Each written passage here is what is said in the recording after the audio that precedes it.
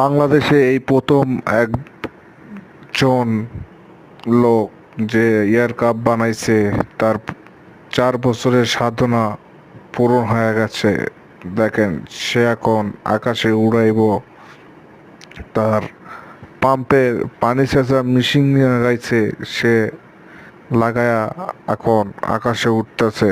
আর চাকা লাগাইছে, ট্রলি গাড়ির চাকা, ছোট গাড়িগুলো যেগুলো চাকা এগুলো লাগাইছে।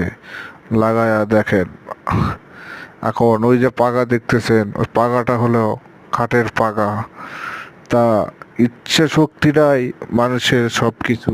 আপনার মনের মধ্যে যদি ইচ্ছা থাকে, তাহলে কিন্তু আপনি সব কিছু করাই সম্ভব। ইচ্ছা শক্তি যদি না থাকে, তাহলে কিন্তু কোনো কিছু করাই সম্ভব না।